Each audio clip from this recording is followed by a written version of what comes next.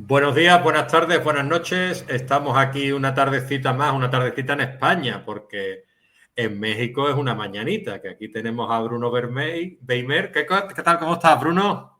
Todo muy bien, muchas gracias Leonardo por hacerme pues el espacio aquí en tu programa. Muchas gracias. Sí, estupendo. Pues Bruno Beimer es nuestro invitado de hoy. Aquí estamos 7, 8 horas más en España que en su tierra, que en Ciudad de México. Y nada, pues nada, saludarlo y a pasar un poquito a lo que es la presentación formal de Bruno. Que bueno, que si hay autores que no escribe, sino que abren una herida, pues Bruno es uno de ellos. Aparte, pues es ilustrador de esos que no dibujan, sino que proyectan visiones. Y Bruno Vermey no solo es ilustrador, como decía, también es dibujante, escritor, mexicano, sensible, y su arte, pues yo diría que es un tanto inclasificable. Su obra navega entre el horror más íntimo y la belleza más cruda y ha formado parte de antologías inquietantes y publicado novelas que huelen a pólvora y carne. Y su escritura corta como filo punzante. ¿Te parece bien, Bruno, la presentación que te he hecho? No, muy bonita, muchas gracias. Muy bonita, gracias. Estupendo, Bruno, porque hoy nos adentramos en tu universo para hablar de literatura, de arte, de ilustraciones, de dibujo, de miedo y también de deseo, de lo que se ve y lo que se intuye. ¿Cuál es el primer texto que recuerdas haber escrito y de qué te trama? Eh, es chistoso. El primer texto que recuerdo haber escrito fue a los 5 años, 6. Fue un texto de ciencia ficción. En ese momento, pues era un niño que le gustaba muchísimo la ciencia ficción.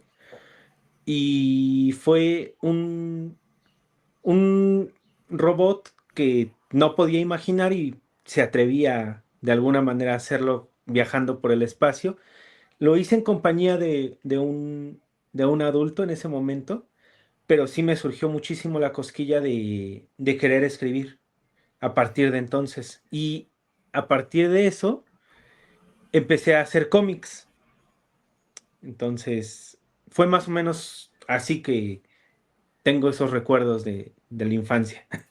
Y recuerdas mejor, porque claro, recuerdas la historia. Tú eres un escritor precoz, pero es que también eres un artista precoz, porque también eres ilustrador y siempre te ha gustado el dibujo. Entonces yo te Sí. quería preguntar, ¿recuerdas también ese primer dibujo, ese primer cómic con el que sentiste que algo dentro de ti había cambiado para siempre? Sí, sí, bueno, eso sí ya pasó a los 8. Obviamente, pues un niño que dibuja y que está pensando en cuentos y cosas así, pues no tiene muchos amigos, la verdad. O al menos ese fue mi caso, no tenía muchos amigos. Eh, entonces, a los 8 años, bueno, 7 para cumplir 8, me regalan a mi perro, que se llama Elvis. Bueno, se llamaba Elvis. Y este perrito se volvió muy mi amigo, o sea, todo el tiempo estaba con él. Salía de la escuela y era para estar con él. Entonces yo al perrito lo veía como una especie de superhéroe. Para mí me había salvado, yo sentía que algo me había salvado. Entonces hice un cómic que se llamaba Superdog. Era mi perro, Elvis, y era haciendo cosas de superhéroes. Y eso creo que me cambió mucho y me dieron muchas ganas de seguir y seguir escribiendo y terminé haciendo como 500 cómics de mi perro. Lo quería mucho. Sí, sí, y cuán importante, ¿verdad? Es tener Sí, un animal cerca cuando, sobre todo también cuando a lo mejor eres una persona más introspectiva, ¿no? Más introvertida y que no tiene tantos amigos, ¿no? A ti te ha caído una compañía, Elvis, sí. brutal, ¿no? Brutal en realidad porque creo que todo niño necesita un perro o en su defecto un gatito, lo que les guste, ¿no? Pero creo que sí lo necesitan porque te cambia la vida en el sentido de que aprendes a distinguir, pues que el perrito tiene hambre, que, no sé, te crea ciertas cosas que entiendes mejor, ¿no? O sea, eh, creo que entiendes mucho mejor el cómo funciona la vida en sus aspectos más simples, ¿no? Que es lo más primitivo, el comer, el ladrar, el correr. O sea, esas cosas tan simples, creo que lo vas desarrollando y lo vas viendo de una manera, pues, tan sencilla. A mí me funcionó. Y lo que nos humaniza, y lo que nos humaniza, porque Sí, sí que he leído en alguna biografía tuya, aparte de haber leído alguno de tus relatos, que tú eras un chico tímido, que no sí, tenía muchos era. amigos, como bien dices. ¿Eso cómo lo Sí. llevaste tú en tu infancia y en tu adolescencia? Bueno, en la infancia sí fue muy complicado. Justamente, bueno, pues creo que siempre ha existido esto de, de cierta manera del abuso escolar. Creo que siempre ha existido. Y a mí me tocó en la infancia. En la infancia me tocó de una manera, pues, aguerrida. Yo estaba en una colonia aquí en la Ciudad de México, pues bastante complicada, bastante compleja. Muy bonita, pero bastante compleja, que es la colonia Guerrero. Aquí que, bueno, no sé si allá en España suene el barrio famoso de Tepito. Aquí en la Ciudad de México, nosotros en la Guerrero éramos como los vecinos. Entonces yo estaba en la fronterita entre esos dos barrios. Me tocó vivir una infancia medio complicada por eso. En casa tuve el beneficio de que tanto mi mamá, su pareja, se dedicaban al arte. Las pinturas que están acá atrás, pues por ejemplo es de mi mamá, eh, su pareja músico. Entonces yo tenía esta faceta de poder desarrollarme artísticamente, pero socialmente pues no estaba muy apto, ¿no? Con otros niños. Entonces sí fui blanco fácil. En la adolescencia, en cambio, creo que me rebelé y me hice muy desastroso. Me hice una persona sumamente, y, no sé, extrovertida, cambié totalmente y creo que fue como una especie de escudo. Y algo que sí considero que cambió mucho también fue la manera en que escribía y las cosas que escribía, porque empecé a leer otras cosas. Si bien de niño leía muchas cosas, o sea, me encantaba leer cosas de vampiros, ¿no? O sea, el primer libro así bien que leí en forma fue Drácula y me gustó mucho y quería escribir sobre eso y posteriormente entrando ya en una etapa de adolescencia, empecé a escribir sobre lo que estaba viendo, sobre lo que estaba viviendo, que era el desastre, que era, que era hacer cosas, ¿no? Salir a la calle, estar con gente y creo que sentí que tenía que vivir de una manera muy desenfrenada y lo hice. Realmente lo hice y así fue hasta que cumplías los 20, ¿no? O sea, viví prácticamente muchas cosas en esa etapa. Sí, porque tú eres joven, ¿no? Tú tendrás 30 años quizás. Voy a cumplir 30 años, acabo de cumplir 29.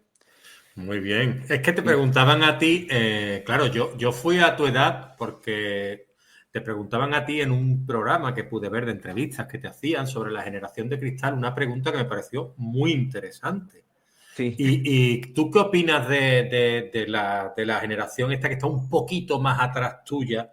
Porque yo la considero una generación que lo tiene bastante complicado, pero que tiene chicos y chicas muy aptos y que van a dar la talla mucho más de lo que creemos. No sé la opinión que te genera a ti eso.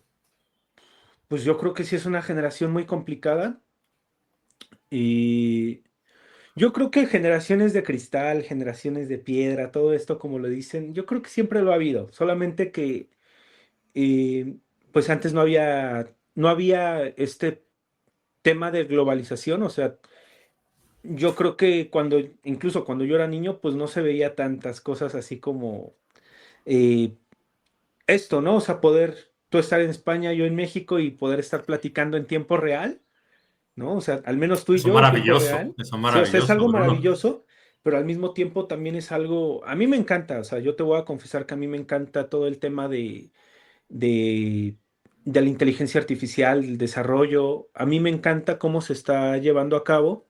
No me encantan los usos, sí tengo que decirlo, a mí no me encantan los usos, pero sí me gusta el cómo se está desarrollando. Creo que sigo siendo un fan de la ciencia ficción y es eso lo que hace que me guste. pero creo que la tienen bastante complicada, como dices, justamente por estos temas de, estamos en una era digital, en donde el pensamiento creo que ya no se formula de la misma manera. Estaba viendo con mi pareja, creo que fue antier o ayer, la televisión, y vimos un comercial en donde nos aparecía Gemini de Google. Y era básicamente, ¿qué me pongo, Gemini? ¿No? ¿Qué me pongo para la cita de hoy? Y el chico le preguntaba también a Gemini qué debía de sentir con una pintura que habían ido a ver, ¿no? Y es bastante frustrante el pensar, no lo puedes sentir por ti mismo, no puedes sentir esa pintura, esa obra por ti mismo, no necesitas que una inteligencia artificial te lo diga. Y creo que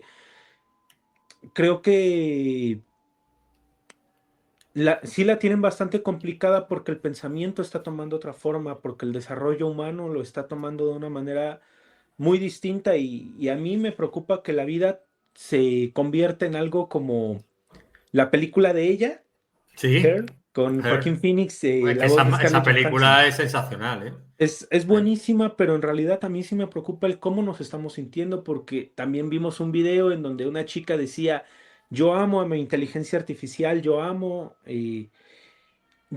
la amo que, perdón, están gritando aquí afuera de mi No pasa casa. nada, no te preocupes, no te preocupes. Eh, yo creo que, decía la chica, yo amo que mi inteligencia artificial me conozca tanto. Ujú. Nunca había sentido que una persona, la definió como una persona, me conociera tanto como la inteligencia artificial. No, no, no, no pude creerlo porque, pues, a pesar de que sí está concebido como, vamos a decir, un tipo de cerebro, pues no lo es, no tiene esas sensaciones humanas, está eh, diseñado para aparentar ello, pero no lo es, ¿no? Y quizás podemos irnos todavía más a lo complejo y qué somos nosotros, qué tenemos dentro, qué nos hace ser humanos, ¿no? Y podemos decir, no, bueno, pues quizás esto sí lo podemos equilibrar y esto no, pero sí es bastante osado poder decir que en este momento una inteligencia artificial es una persona. En este momento creo que es muy osado. Entonces, una generación que fue criada por el Internet y que hoy llamamos generación de cristal, que son más chiquitos, pues creo que la tienen muy complicada. Yo he conocido a personas más chicas, he podido tratar con adolescentes, con niños en mi faceta laboral Ujú. y puedo decir de que hay mentes muy ingeniosas que no deberían de ser desaprovechadas, que no deberían Mm. de dejarse influenciar por todo lo que vemos, ¿no? En las redes, por videos de 3 minutos o de un minuto. Creo que eso sí es preocupante, pero pues siempre está el escape, ¿no? De la literatura. Al menos creo que ese es uno bueno y que te hace punzar, te jala, te causa punzaditas. Sí, yo creo, a ver, a ver, yo pienso que la generación de cristal es una manera mal llamada de Clean. llamarla en el sentido de que son chavales mucho más sensibles, gente que también ha roto con los esquemas de un mundo mmm, digámoslo así, demasiado endurecido o no tanto por toda la historia que estábamos viviendo y que han puesto un punto sobre las IES en el aspecto de generar un poco más de empatía con lo que tú comentabas antes, a lo mejor de temas como el acoso y temas de la sensibilidad más humana con respecto a gente que está sufriendo, ¿no? Y yo creo que estamos llegando a lo mejor a un mundo más libre en el sentido de entender a las demás personas. Y todo eso es gracias a esta generación, a la generación Z, diría yo, ¿no? Y nosotros, al fin y al cabo, mi generación, porque la generación que puede ser 20, 25 años, también hemos sido una generación más sobreprotegida, que era la antesala a la vuestra. Pero eso no quiere decir que de alguna manera no estemos vinculados y seamos el anterior paso y que tampoco, también tiene muchas cosas que decir, lo que tú decías, la generación tuya, ¿no?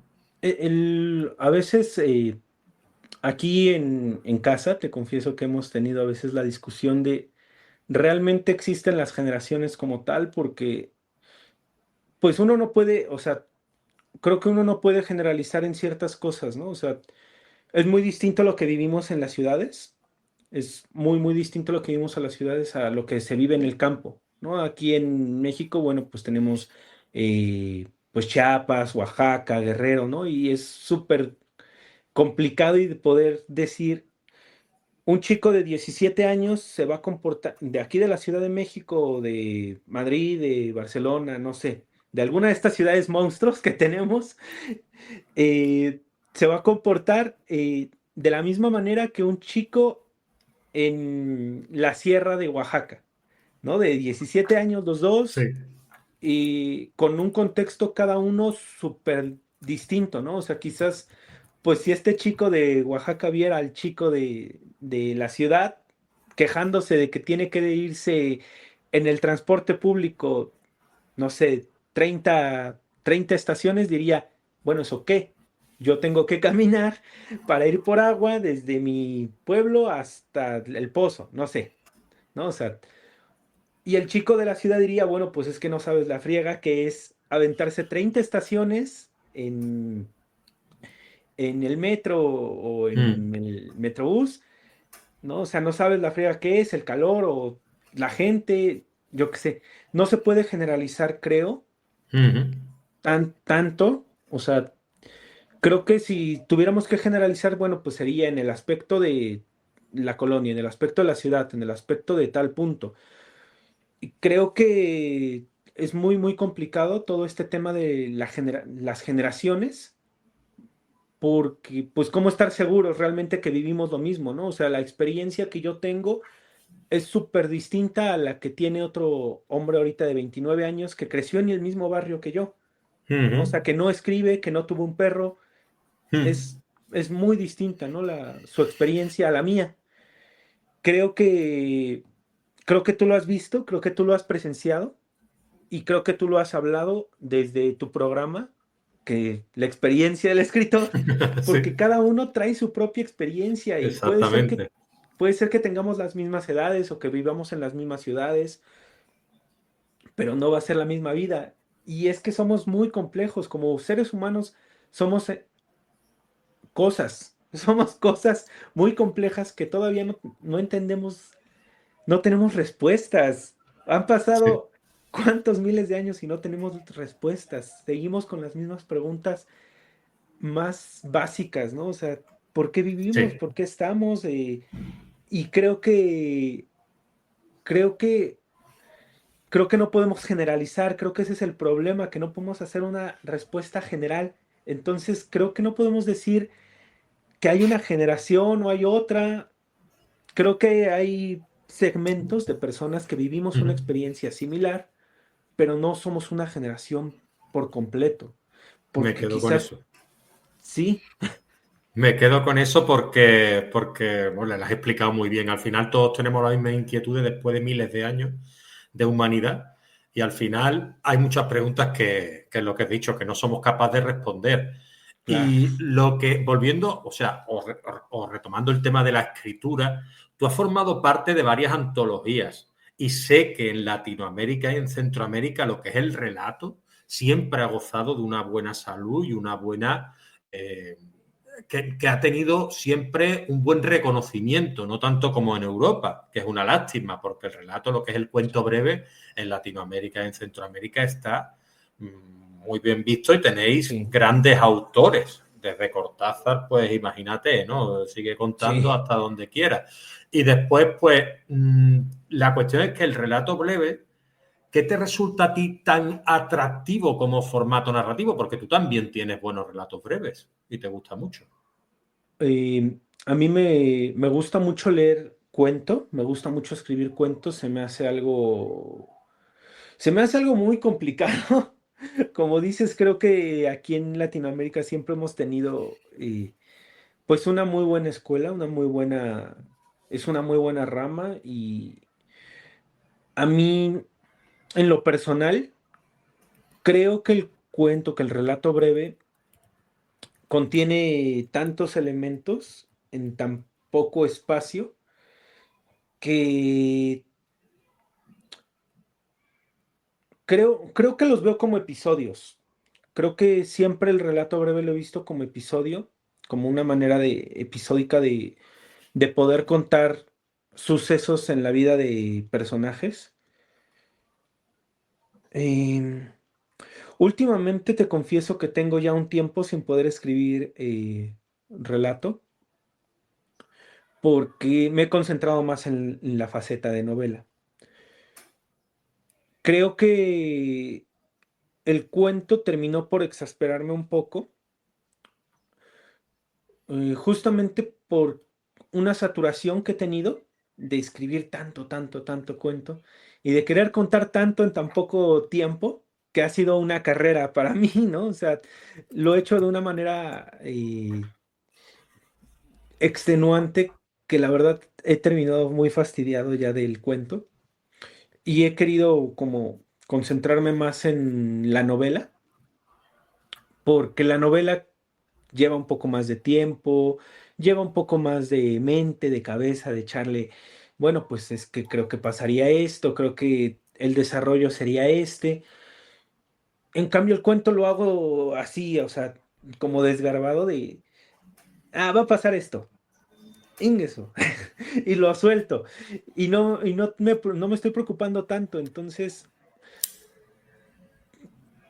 eh, todos estos cuentos que tuve pues la fortuna de poder publicar en antologías junto con otras compañeras, compañeros de, de escritura y de cuento, especificados en cuento, eh, los hice muy rápido. O sea, fue algo rápido.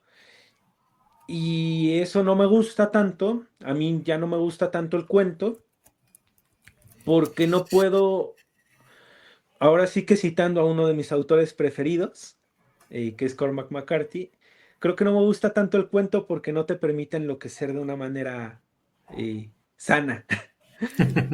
No me permite enloquecer bien. Y yo quiero enloquecer bien cuando escribo. Quiero profundizar tanto en los personajes que ya no sepa ni siquiera la línea entre esto haría yo o esto lo haría el personaje. O sea, creo que eso me gusta escarbarlo. Me gusta profundizar tanto, tanto en la mente que arrojé el cuento y le di una patada, creo. Pues no me extraña, después de hablar de ciencia ficción, yo, después de oírte hablar a ti y hablar de lo que estábamos hablando y profundizando, digo, Bruno tiene que ser amante de las distopías como yo, Sí. ¿no? Y encima me hablas de como McCarthy, pues ya apaga y vámonos, ¿no? ¿Es tu obra favorita La carretera o no? ¿O tiene obras más Ah, interesantes desde tu punto de vista? Meridiano de Sangre. Meridiano de Sangre es, yo creo que mi obra favorita de Cormac. Ah, después yo creo que sí seguiría La carretera, es muy buena. Es muy buena y y me duele, ¿no? Esa historia a mí me duele mucho. Se me hace, puta, o sea, creo que la figura paterna es algo que le pateaba, ¿no? A Cormac McCarthy, que le dolía, que le picaba, ¿no? Como si le picaran un riñón. Y creo que yo he tenido una experiencia distinta también con la figura paterna. Entonces, a mí ese libro también me gusta mucho. Posteriormente, creo que mi tercer libro preferido de McCarthy, ay, creo que Todos los hermosos caballos. Se me hace un libro muy bonito. Se me hace un libro muy, muy bueno. Están ahí rivalizando los tres, por lo que veo, ¿no? Sí, sí, no, es que son muy buenos ese señor. Hombre, uno de los grandes. Te Sí, quería preguntar, porque tú acabas de sacar nueva novela, es decir, después de hablar los relatos, tú comentabas que necesitabas, o eso entendía yo, un mayor número de páginas o extenderte un poco más para poder darle ese recorrido a los personajes, a tu trama. Claro, el relato cuando te quieres dar cuenta ya, ¡pum!, te han pegado el puñetazo final y te han dejado medio croquis. Entonces, en el caso de la novela, pues bueno, tiene un desarrollo más importante. ¿Tú podrías hablarme de esa nueva novela? Creo que la tienes por ahí, si puedes mostrar la pantalla. Sí, claro, aquí está, Ahí, después del daño. acércala un poquito más, después del daño. Eso es una, como de espinos, ¿no? Como una lambrera, ¿no? Sí, es una lambrera. Ajá. Es un gran amigo que se llama Eduardo. Él me Ujú, hizo el favor de prestarme su fotografía. ujú. Justamente cuando la vi, me llamó mucho la atención que fuera una lambrera porque yo la sentí como, o me acabo de meter ahí y estoy volteando atrás, o me voy a meter ahí. Y creo que ese es como un daño físico, pero es el daño, todo lo descarnado que puedes quedar, ¿no? Por dentro, cuando te metes en una alambrera.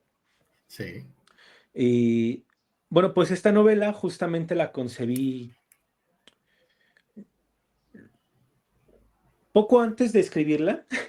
sí. Yo hablaba con Olivia, mi novia, Ajá. y le decía, quiero escribir una historia de amor. Nunca he escrito una historia de amor. Quiero escribir y quiero enfocarme en el tema del amor. El único problema es de que empecé a escribir, empecé a hacer el boceto, a hacer los diagramas, los esquemas de qué iba a escribir y ahora sí que los tecnicismos, ¿no? De cuando escribes de que, no, pues el arco del personaje, ¿no? Que cuál va a ser el inicio, cuál va a ser el final, qué va a pasar en medio, todas esas cosas, ¿no? Y yo estaba, bueno, a ver, ¿y qué va a pasar? ¿No? Con mi historia. Entonces dije, bueno, va a ser un chico, un chico, un hombre que va a vivir al límite, que va a estar en la locura. Pero entonces, ¿cómo se va a enamorar este chico? ¿De quién se va a enamorar? Y salió de la idea más absurda que, que fue, bueno, pues, ¿y si es un amor corrupto? Y yo pensé, bueno, ¿un amor corrupto hacia quién? Yo no tengo hermanos, no tengo hermanas, no tengo, soy hijo único. Soy hijo único y nada más tuve al Elvis. Entonces, pues no tengo idea de este tema fraterno y como tal, no lo tengo. Pero dije, bueno, ¿y si lo hago que se enamore de su hermana? ¿Qué pasaría si un hombre en la Ciudad de México, en un barrio peligroso, yo qué sé, se enamorara de su hermana? ¿Qué va a pasar?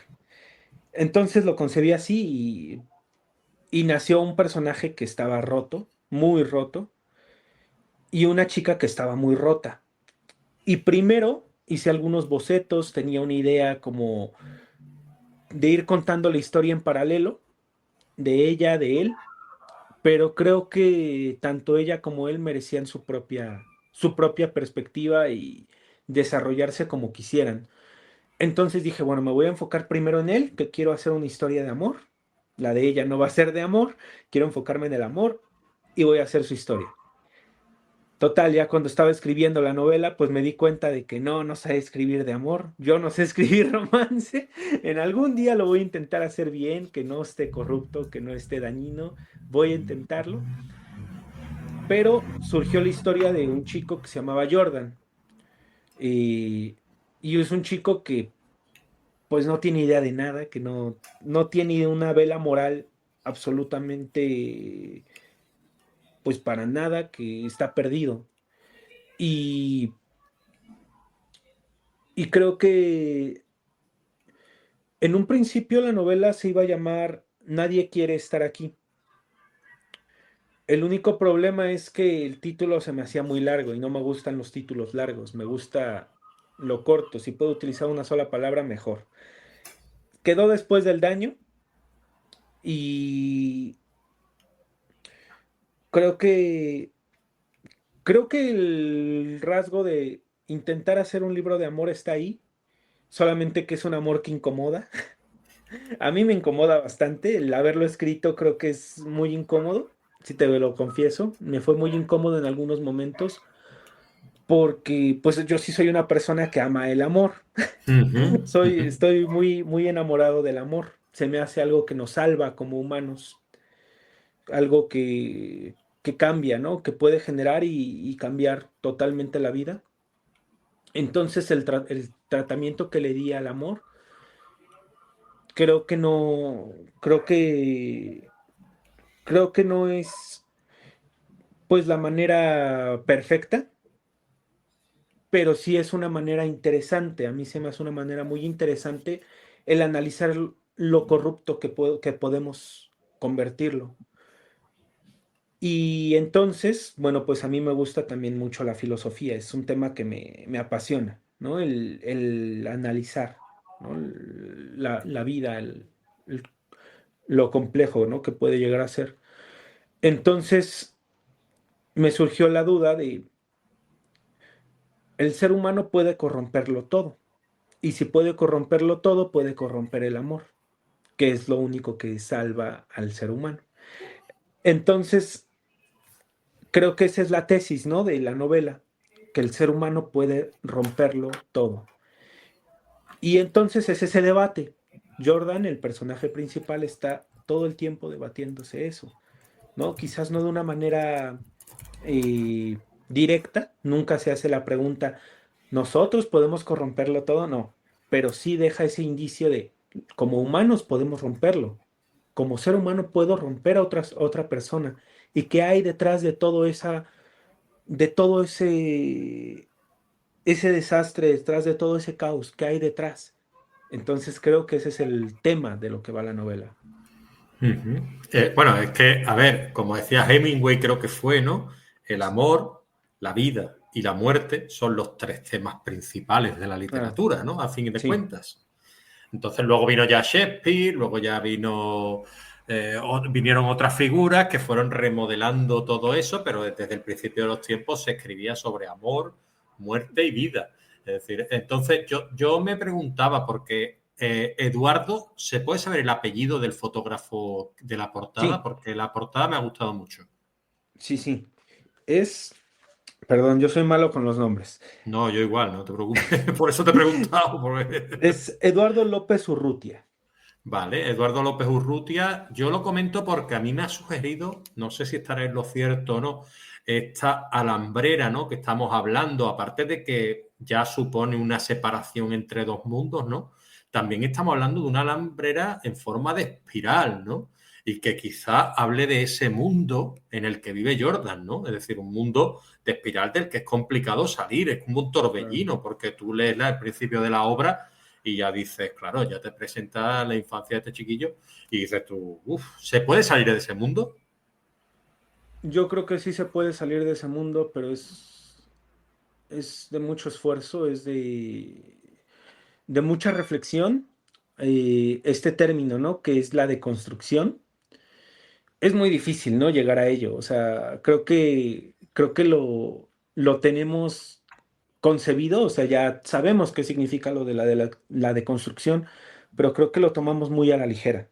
Es muy Uh -huh. complicado de construirse, es muy complicado poder decir, limpio toda esta parte de mí, la vuelvo a rellenar, ¿no? O sea, no, ni que fuéramos un peluche, ¿no? O sea, que puedes sacarle todo y le vuelves a meter todo. No, o sea, no somos eso, somos muy complejos como seres, como entes. Entonces, creo que es muy complicado realmente salir, se necesita mucho análisis, se necesita mucha cabeza, ¿no? Pensarle mucho, cranear mucho y sobre todo creo que tener la disposición y a veces creo que las personas no tenemos la disposición por el cambio, ¿no? O sea, Exacto, yo creo que es un poco quizá porque nadie estamos dispuestos a cambiar, ¿no? Nadie claro, estamos dispuestos a reconocer nuestros errores o que estamos equivocados o nuestros defectos y querer, como te diría, pues esas debilidades minimizarlas e intentar pues nuestras fortalezas aumentarlas, ¿no?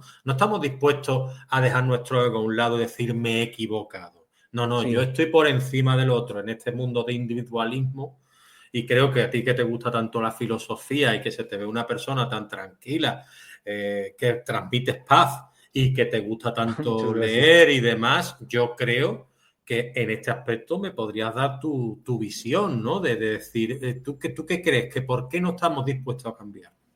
Creo que el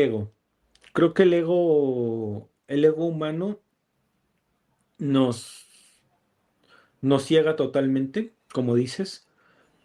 Yo pienso que tenemos tan individualizado, ¿no? O sea, el pensamiento y bueno, o sea, ni se diga, ¿no? O sea, creo que, como decíamos al principio, estamos en una época tan compleja en donde el individuo ha tomado otra faceta. O sea, creo que ya no basta el simplemente el ser, ¿no? O sea, ya no basta el simplemente soy. Tengo que demostrar que lo soy. Y si tengo que demostrar que lo soy sobre el pensamiento del otro, no importa, lo tengo que demostrar. Mm, O sea, mm, creo que sí es un ego humano terrible. Creo que como seres, a mí en lo personal yo muchas veces lo he hablado con familia, con amigos, con Olivia, ¿no? O sea, lo he platicado muchas veces. A mí en lo personal no me gusta ser humano.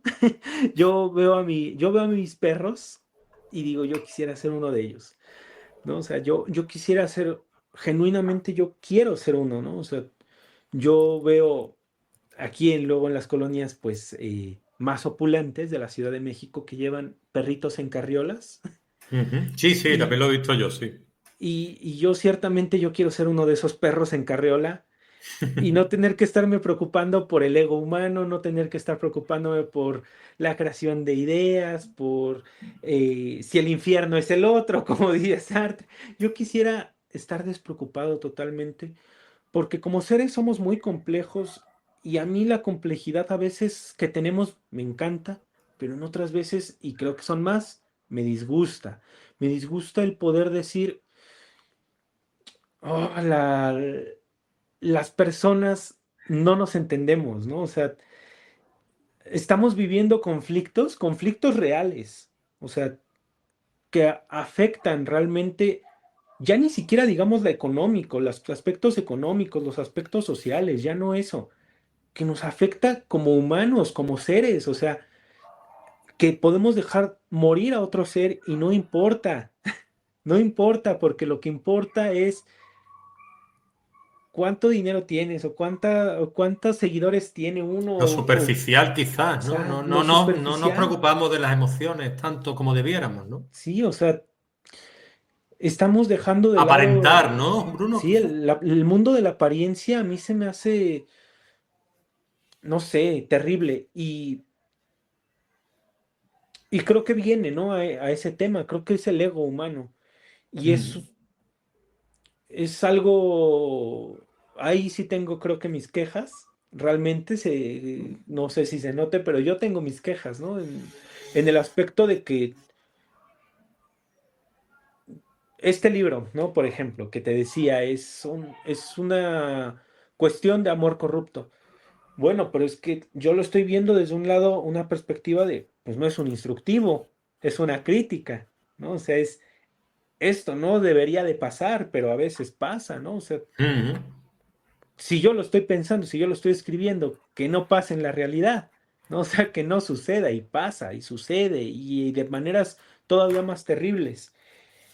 Y creo que cuando yo escribo, siempre he tratado de ser como evidenciar las cosas más caóticas que tenemos como seres. A mí me gustan esos temas y no es por una cuestión de me gusta el tema de la decadencia, me gusta el tema de lo deshumanizante, me gusta mostrar que podemos llegar a ser así.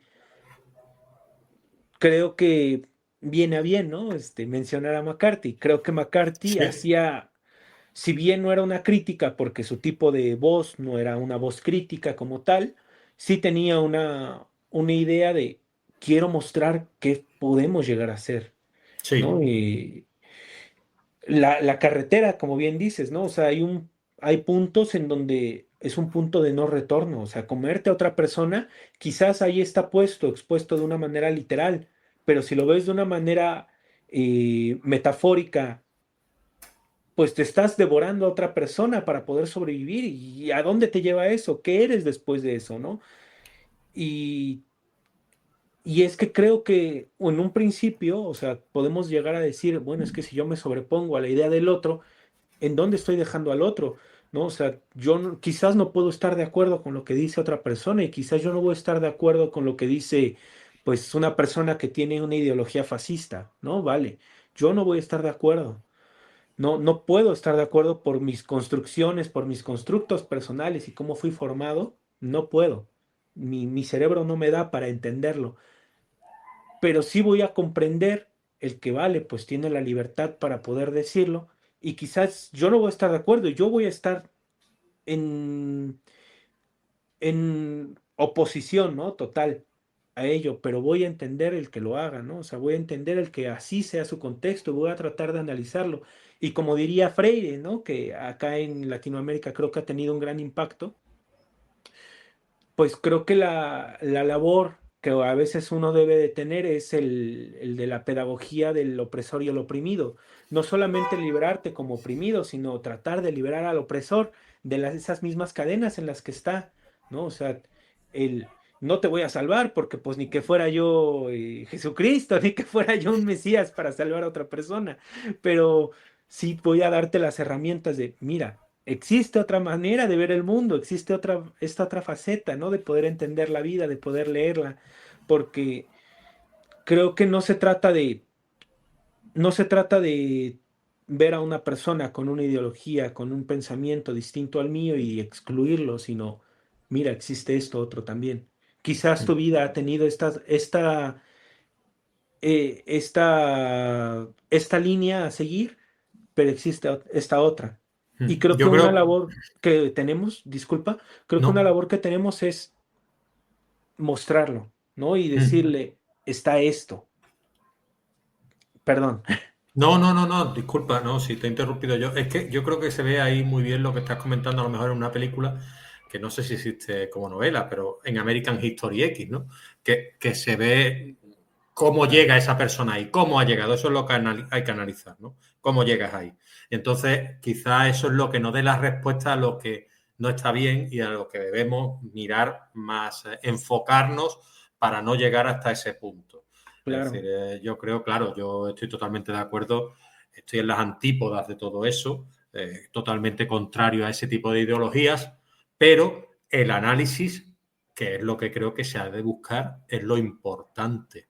Y tú en tu obra como Cormac McCarthy tratas temas como la descomposición social, el amor amoral del que me hablabas antes, los Ujú. límites humanos, y eso lo tratas en tu obra y principalmente también en Después del Daño.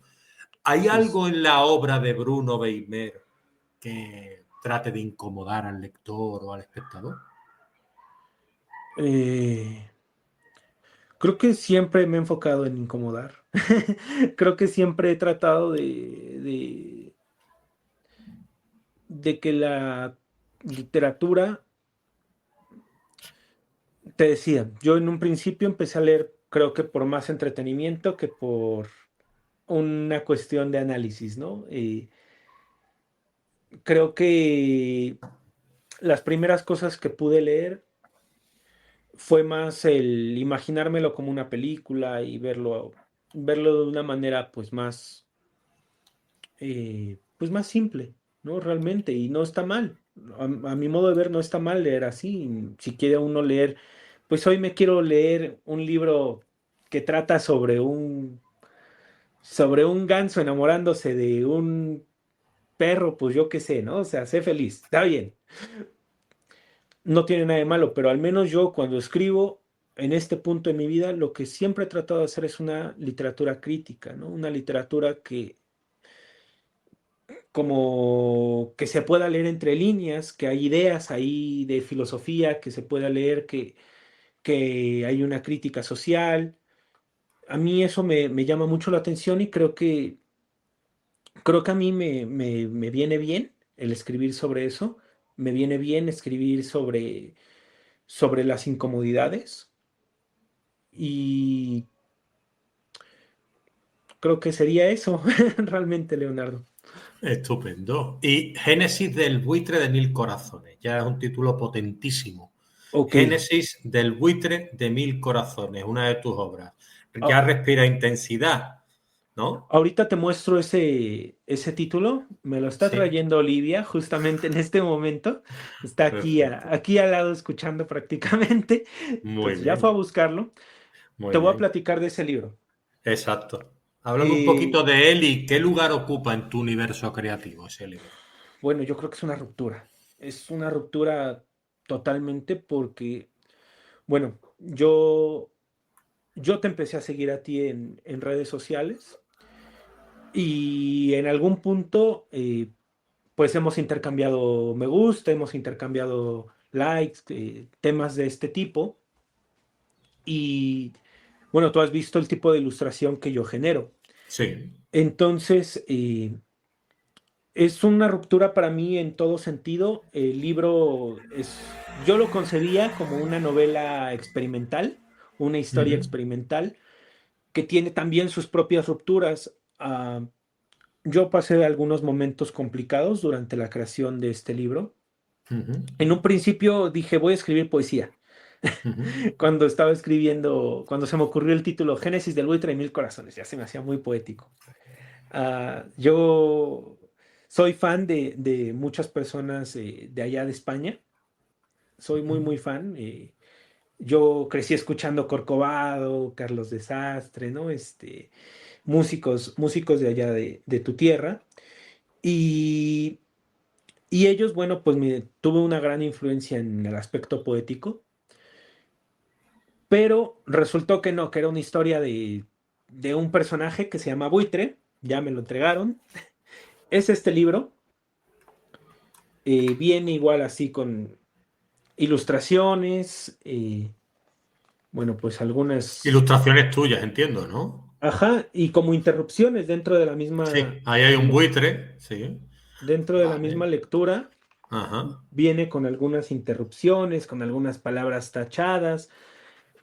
Y yo creo que este libro en Sí. particular para mí eso sí es una ruptura de cómo concebo la literatura, un antes y un después.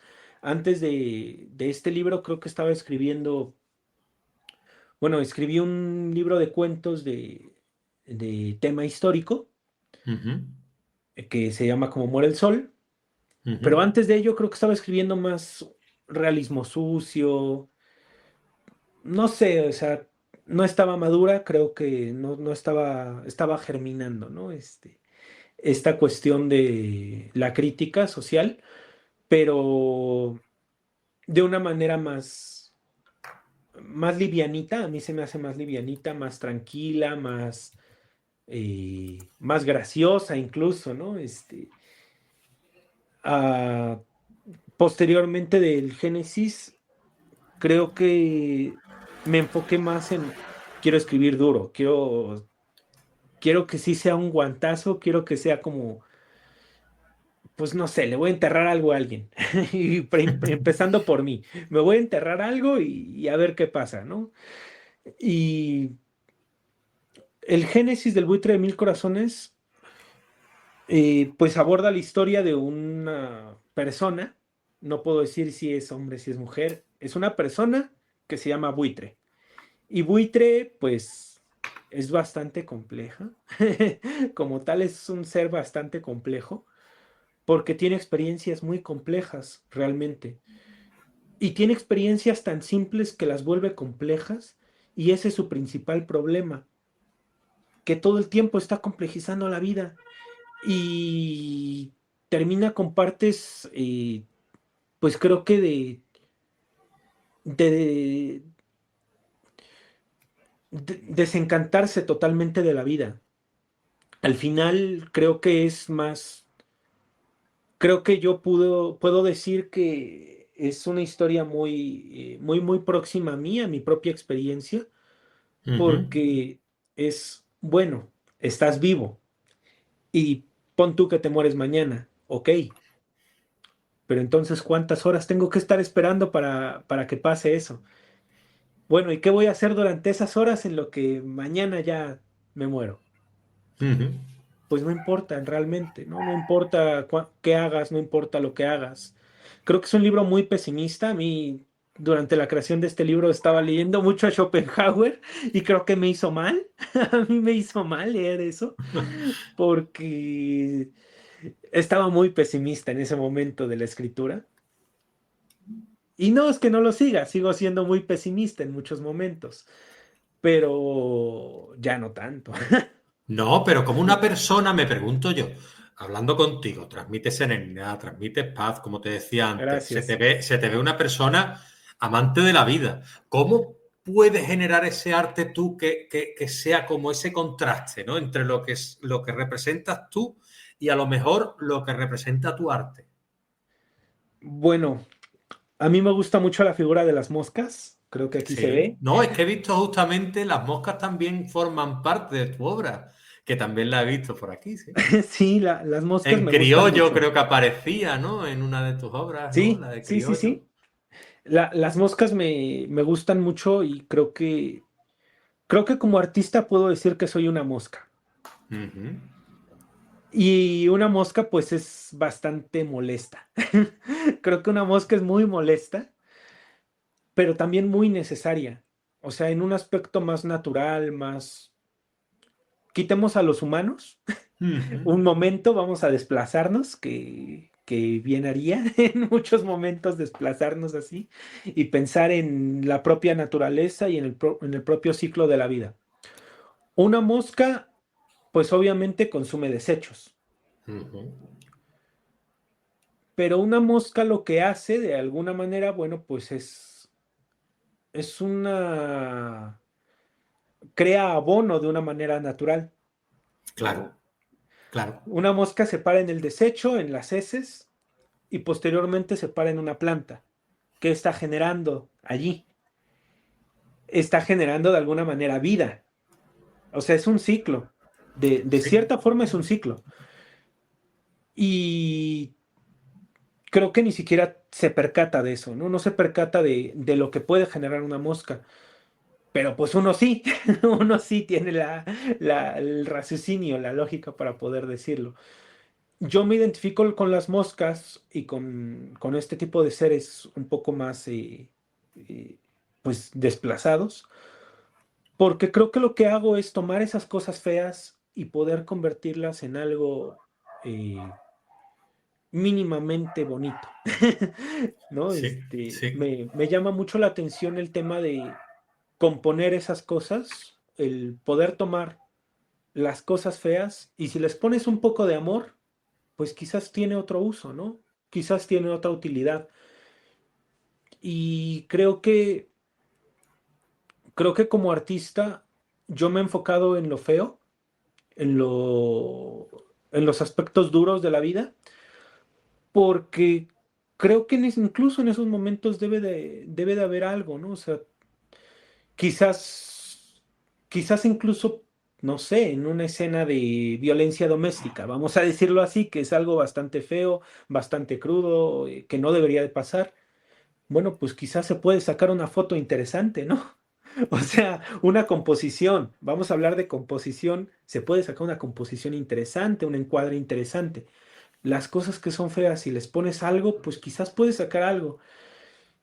No estoy diciendo que deba ocurrir, por favor, que no, ¿no? O sea, Sí, que no sí, sí, sí, ocurra, te pero entiendo. quizás puede haber algo, ¿no? O sea, quizás puede haber, yo qué sé, un pensamiento, algo, ¿no? Sí, Creo que aquí, aquí veo perdón, yo que dices, todas las moscas del mundo rondando el cadalso de mi seso.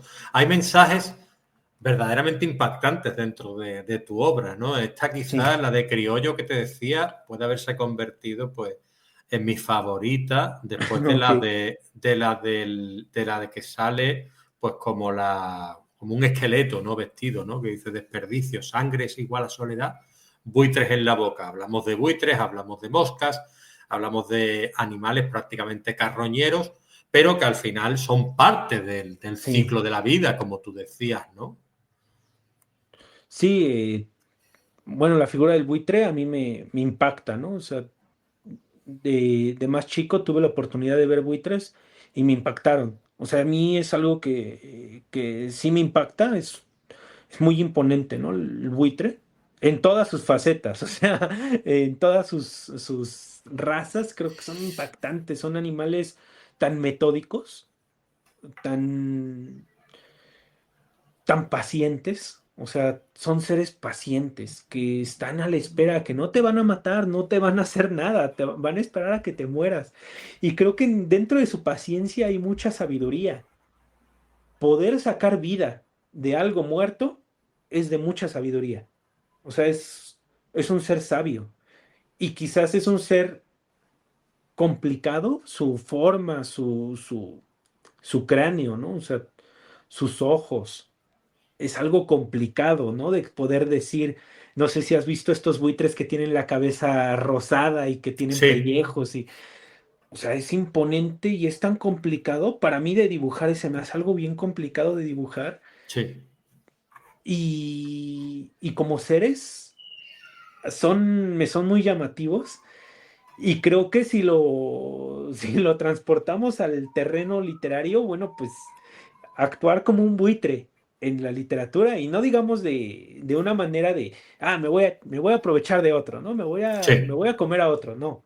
Si hablamos de un buitre paciente en la literatura, que está al acecho, que está a la espera, bueno, pues es que sería de hablar de una cosa fantástica, ¿no? O sea, a mí se me hace muy fantástico. Sí, sí, sí, sí, sí. Y luego está también que saltas de esto que hablamos de, bueno, tu literatura está llena de temas, ¿no? Porque también te llama la atención lo que es el western. Es decir, Sí, o sea, el western es que es una de las épocas más sucias de lo que es la historia, ¿no? Sobre todo la sí, historia más de los Estados Unidos. Pero bueno, sí, que se centraliza en lo que es el oeste americano, aunque hubo un oeste español, aunque hubo un oeste en México, etcétera, etcétera, claro, se centraliza en lo que es la figura hollywoodense de que muchas veces tenemos ensalzadas, ¿no? Es como el padrino, ¿no? La mafia tan sí, hermosa, ¿no? Pues esto es lo mismo, pero en el western, es decir, que muchos murieron por la espalda, muchos mataban, muchos, la mayoría eran criminales y casi que se ensalza su figura un poco dentro de lo que es el sí. cine, ¿no? Y en tu literatura, Funky Gang tiene un pulso distinto, ¿no? Un sucio, existencialista, como a ti te gusta. ¿Qué te trae a ti del western como género narrativo? Bueno, del western, te decía que hice el libro de Cómo muere el sol. En Sí. ese libro, Ese es de relatos, ¿no? ese es de relatos, 5 justamente. relatos, ¿no? 5 relatos, en la reedición le añadí 2 o 3, Ah, creo. muy bien. Ujú. Y bueno, yo de niño, te digo, ciencia ficción, mira, ya me ha traído todos los libros. Ya me ha traído toda la colección, gracias. Aquí está la reedición, esta es la reedición de Sí, Cómo muere el sol. sí. Eh, de niño me gustaba la ciencia ficción y me gustaban los vaqueros. O sea, no había Ujú. de otra. Yo lo que me gustaba ver era eso. Y los vaqueros es algo que nunca he dejado. Nunca, nunca he dejado el western. Y nosotros en México tenemos, creo que, tenemos muy buenos autores de western. Tenemos muy buenas historias, ¿no? Relacionadas con el tema de la no ley, voy a decirle Sí. así, del sin ley. Me gusta mucho el libro Par de Reyes Ajá. de Garibay. Es un Ujú. libro que me gusta muchísimo, me gustan mucho las películas del Indio Fernández. Soy fan del Indio Fernández.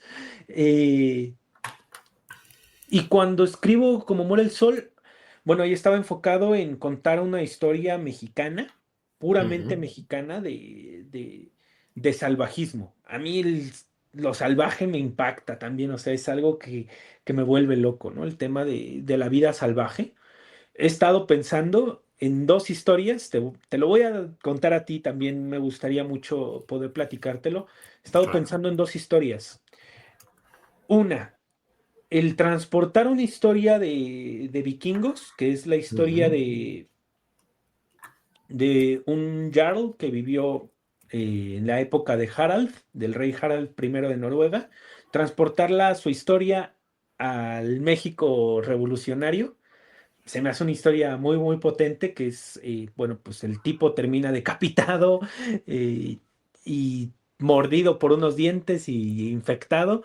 Y me gustaría mucho transportar esa historia acá al tiempo mexicano o hacerla en tiempos vikingos, una de dos. Ujú. No me atrevería mucho a escribir de vikingos porque a pesar de que me gusta el tema, no conozco Noruega, no conozco cómo se vive allá, entonces conozco México y de México sí puedo hablar, ¿no? O sea, para mí yo soy así. Es mejor Y otra, hablarlo de que lo que uno conoce, ¿no? sí, y otra historia que me gusta mucho también de tema de salvaje es los Bush Rangers de Australia. Se me hacen figuras también, o sea, si los vaqueros de acá de Norteamérica están locos, estaban locos, perdón, los Bush Rangers estaban loquísimos, ¿no? O sea, empezando por la figura de Ned Kelly, se me hacen seres, personas loquísimas que vivían en el salvajismo total, apartados y pues Australia empezó como una colonia penal. Entonces me llama mucho la atención de hacer algo así también. Pero como muere el sol, en ese momento, pues no estaba tan enfocado en Australia, en Noruega, no nada de eso. Estaba enfocado en México. Y cuando escribí esa historia, bueno, pues empieza justamente con el tema de la conquista, Ujú, desde la perspectiva de un español. No lo quise hacer ujú. desde la perspectiva mexicana, sino desde alguien que viene y pues, está toda la muerte, está toda la devastación, estamos muriendo de este lado, están muriendo de ese lado, pero yo lo que veo es, pues, ¿cómo no van a pelear por esto que está tan bonito? ¿No? O sea, yo lo haría, yo sí lo haría también, dice el personaje. Y posteriormente va dando saltos en el tiempo hasta que llegan al salvaje oeste y es salvaje. A mí lo que me llamó la atención es mostrar el salvajismo en su plenitud desde actos de le voy a cortar la pierna a este hombre porque si no, no vivo. Yo no vivo si no le corto la pierna. Y creo que me enfoqué mucho en el existencialismo, como bien dices. Ahí leí mucho Nietzsche, mucho, mucho Nihilismo también, ¿no? nihilismo. A mí el tema del nihilismo, creo que tristemente, te lo confieso, para mí es triste el tema de que aquí en México me han clasificado un poco de nihilista. Yo no me considero nihilista, en lo personal no me puedo considerar nihilista. No creo, no creo en el no como Ujú. tal, no creo en la negación, pero tampoco creo, yo creo que estoy en un punto medio entre la ausencia de los valores y el seguir firme en decir creo que tenemos salvación como seres, como sociedad. Entonces no me puedo considerar nihilista. Pero ¿por qué crees tú que te han considerado a ti nihilista sin serlo?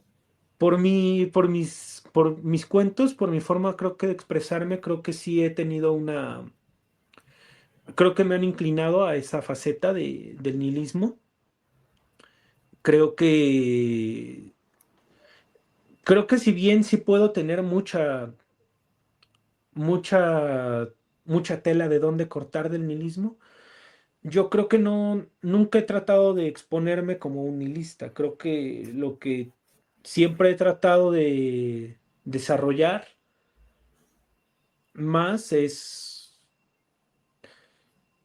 Hubo un momento en que alguien me dijo que yo era muy oscuro y muy negro, ¿no? O sea, Ujú. y yo le contesté que no, que yo no me veía así, que yo no quería hacer eso, ¿no? Yo quería ser brillante y blanco, ¿no? O sea, y no blanco de piel. Yo soy morenito, ya me gusta ser moreno, pero yo quería ser blanco, ¿no? O sea, blanco Sí, de de Laura, ¿no? literatura, ¿no? O sea, de Laura, como dices, ¿no? O sea, yo no quiero mostrar eso, quiero mostrarme como un ser blanco, como un ser distinto, ¿no? Y no oscuro, no decadente, pero creo que sí ha habido una incomprensión en torno a ello.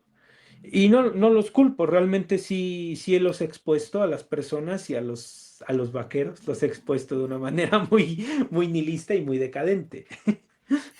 Es que, por ejemplo, tú has hablado de cómo muere el sol, hemos hablado también de Génesis del buitre de mil corazones, luego Funky Gun, Velo de Funky Monkey carne, está. que es otro de tus títulos, Velo de carne, que también, mira, Frank Keegan, y Velo de carne, que también pone los vellos de punta, esa portada, ¿no? Un poco, ¿no? Sí, Es una portada con mucho rojo, mucho negro, que sugiere la sangre, ¿no? Lo oscuro, ¿no? sí, Que tú hablabas antes. Quizás se pueda confundir un poquito la obra con la persona, a lo mejor, claro, no lo sí, es que sé. sí es, bueno, es que creo que ha sido, es que creo que nos pasa mucho, ¿no? Mm, Como autores, como autoras, creo que pasa mucho el que no, nunca falta, ¿no? La persona que te lee y que dice, ¿y eso lo viviste? ¿Y eso te pasó? ¿Y eso tú sí, piensas? sí, Pues no, no, yo no pienso eso, yo no, yo con esfuerzos habría sobrevivido la Revolución Mexicana. Yo creo que ya sería de los primeros muertos, ¿no? O sea, la verdad, yo creo que hay personas que luego me dicen, no, pues a mí me gusta el tema de los zombies, que no sé qué, que la... Yo, por ejemplo, en el tema de la carretera de ujú, McCarthy, nah, yo ujú, estaría muerto. Yo que voy a aguantar estar matando a una persona, yo no podría, yo no podría. No, no caben mis posibilidades como ente.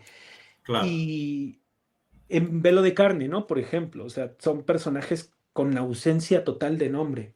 No culpo a las personas de que me puedan interpretar como un nihilista cuando Ujú. pongo ausencia. Nuevamente, mi idea siempre ha sido el mostrar las cosas como esto no debemos de hacer, Yo ¿no? creo que tú Esto, lo que pasa es que muestras, o sea, es decir, muchas veces no se comprende, pienso yo, que tú estés condenando el rechazo a través de tu obra. Tú estés claro, rechazando todos esos temas a lo mejor que estás tratando en tu obra y estás haciendo una denuncia sobre esos temas. Y a lo mejor eso se puede llegar a confundir y dársele la vuelta porque se creen que estén pudiendo tú tratar esos temas por un tema diferente, ¿no? claro, sí, o sea, quizás el problema es que llegamos a pensar que el autor piensa como escribe.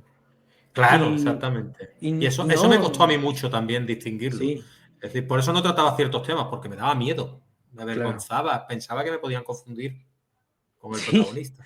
sí. O sea, a mí con esta última novela me pasó, ¿no? O sea, platicando con un amigo, Israel, a quien le mando un saludo, o una ocasión estábamos hablando de ciertos temas, pues, complicados, ¿no? En la literatura.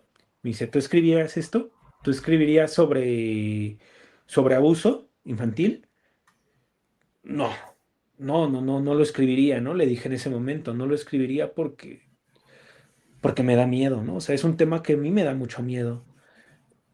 Y lo digo desde lo más profundo, ¿no? A mí me da miedo en realidad ese tema, o sea, me da miedo el que pueda suceder, me da miedo el que suceda, ¿no? O sea, el que, no sé, o sea, ese punto tan hosco, ¿no? De la gente me da miedo. Sí. Y hablamos sobre el tema del incesto y le dije, no, me da miedo, pero después surgió la novela, ¿no? Y creo que me arrojé. Siéndote honesto, en este punto yo no escribiría tampoco, hoy día no escribiría sobre abuso infantil, no podría, me da miedo, me da mucho, mucho miedo ese tema como autor y creo que sí hay temas que uno debe de tratar con mucho respeto, con mucha cautela, porque, porque una, o puedes llegarte a confundir, ¿no? O sea, pues le pasó a muchos, ¿no? A este autor de Lolita que pensaban que, que él, que él disfrutaba de estos temas, ¿no? Y pues no, él era una crítica Sí. también. O sea, Sí, y Nabokov, vamos. O sí, sea, es sí, decir, a él se le trató. Pues yo no sé, tampoco he profundizado tanto en su obra, pero sí que es verdad que no hace mucho y se le trató como prácticamente un pedraza, ¿no? O un pedófilo, pero ¿no? pero bueno, pues hasta donde sabemos, pues no, el señor no tenía esa inclinación.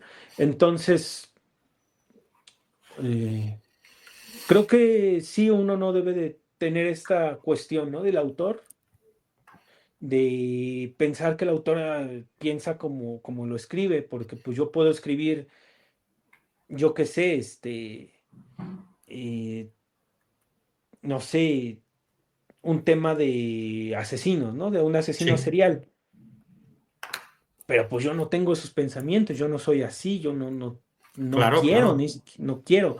Quizás lo estoy haciendo, bueno, pues a mí me gusta la perspectiva filosófica, me gusta la crítica social y creo que influye mucho y uno tiene que leer, si bien no con el contexto, sí tiene que leer con la cabeza fría de decir, este es un autor y está haciendo una historia, Exacto. como cuando uno ve una película, ¿no? Sí, sí, sí, sí, sí.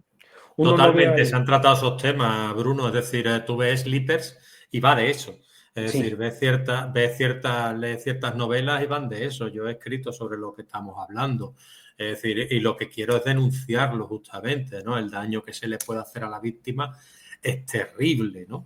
Y entonces, al final, bueno, he escrito, a ver, intento escribir con mucha sensibilidad justamente en una novela de adolescente en el cual se trata esos temas por encima de puntillitas de un padre que abusa de su hija y tal, y cómo eso va repercutiendo en su desarrollo y en sus amistades y demás, ¿no?